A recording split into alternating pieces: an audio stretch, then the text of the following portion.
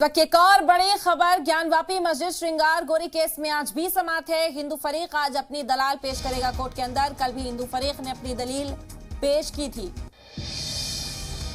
बड़ी खबर ज्ञानवापी मामले से जुड़ी इस वक्त आप तक पहुंचा रहे हैं। ज्ञानवापी मस्जिद और श्रृंगार गौरी केस में आज समात होगी। हिंदू फरीक अपनी दलाल कोर्ट के अंदर पेश करेगा। आपको बता दें कि कल भी हिंदू फरीक की ओर से अपनी दलीलें पेश की गई थी कोर्ट के अंदर। गहमा गहमी भी देखने को मिली थी। मुस्लिम फरीक ने जब तमाम नुकात पर अपना रद्द-ए-अमल रखा था, जब तमाम जो पॉइंट्स है उन पर चर्चा की गई थी, उसके बाद कोर्ट ने हिंदू फरीक से भी जवाब दाखिल करने के लिए कहा, दलील रखने के लिए कहा। तो कल भी कोर्ट की समात के दौरान हिंदू फरीक ने अपनी दलील रखी थी और आज भी ये कार्रवाई इसी तरह से जारी रहेगी। एक बार फिर से आज इस मामले पर समात होनी है। हिंदू फरीक आज भी कोर्ट के अंदर अपनी दलील रखेगा।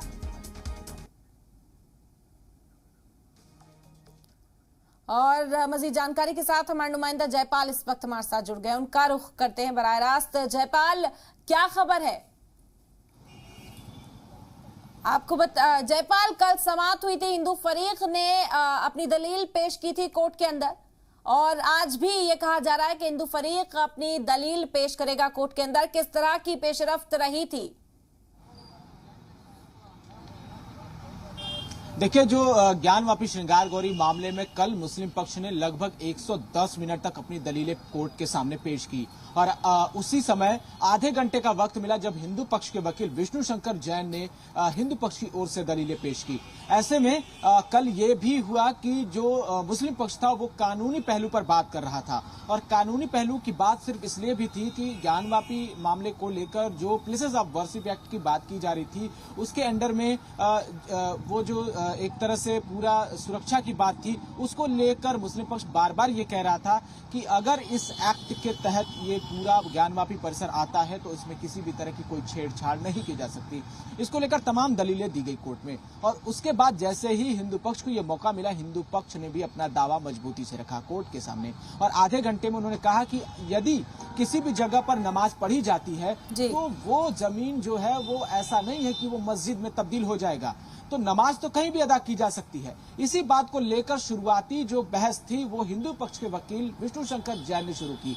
आज जो है वक्फ बोर्ड की जमीन को लेकर बहस शुरू होनी है, तैयारी पूरी है और वक्फ बोर्ड की जमीन जो दीन मोहम्मद के केस में 1934 में आया था सामने, उसी बात को लेकर ये पूरा जो खसरा नंबर की बात की जा रही कि जो जमीन है वो किसके नाम से आवंटित है वक्फ बोर्ड की, जिसको लेकर आज पूरी चुनौती जो है वो हिंदू पक्ष कोर्ट में देगा मुस्लिम पक्ष को। हालांकि आज फिर से कोर्ट के सामने इस बात को रखना बेहद जरूरी होगा हिंदू पक्ष को कि ये केस जो है वो मेरिट इसकी क्यों रहेगी, क्योंकि हिंदू पक्ष बार बार ये कहता है कि केस की पोषणीयता बरकरार रहेगी और केस में इतना दम है कि ये सुनवाई योग्य है, जबकि मुस्लिम पक्ष ये कह रहा था कि ये केस जो है वो सुनने योग्य नहीं है और इसी को लेकर पूरी सुनवाई चल रही है और आज फिर से एक बार तारीख लगी है और दोपहर 2 बजे से ये सुनवाई शुरू हो जाएगी। बिल्कुल बेहद अहम दिन जयपाल। लगातार मुस्लिम फरीक अपनी दलाल पेश कर रहा था, लेकिन हिंदू फरीक को मौका दिया गया और अब आज भी वो अपनी बात रखता हुआ ही नजर आएगा। इसके अलावा कई और मुतालबात हैं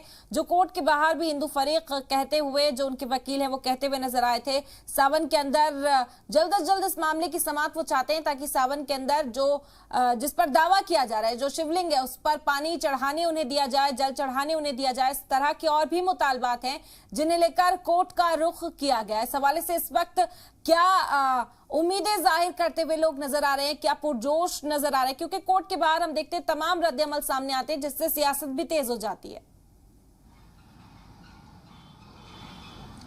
इरम, देखिए, आपको बता दें कि जो हमारे दर्शक हैं उनको जानना ये बेहद जरूरी है कि जो श्रावण मास है वो हिंदुओं का एक ऐसा महीना होता है जहां वो अपने श्राद्ध आदि देव भगवान विश्वेश्वर की पूजा करते हैं, उनको जल अर्पित करते हैं और ये जल जो है इस श्रावण मास में भगवान शिव को बेहद पसंद है।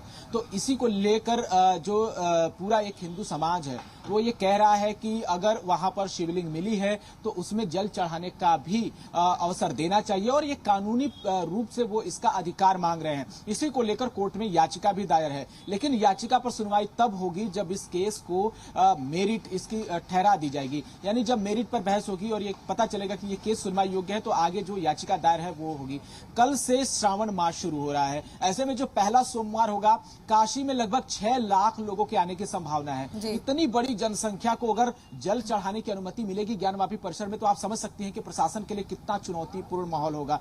ऐसे में ये पूरा माहौल जो है वो कोर्ट के ऊपर भी डिपेंड करता है कि क्या कोर्ट हिंदुओं को ये अनुमति देता है कि वो श्रावण मास में ज्ञानवापी परिसर में जाकर आदि विश्वेश्वर स्वयंभू ज्योतिर्लिंग है, क्या वहां पर जल चढ़ाएंगे, या जिस तरह से ज्ञानवापी परिसर के भीतर जो काशी विश्वनाथ मंदिर मौजूद है वहां पर ही जल चढ़ाने की अनुमति मिलेगी। ये भी देखने वाली बात होगी। हालांकि बेहद चुनौतीपूर्ण माहौल है।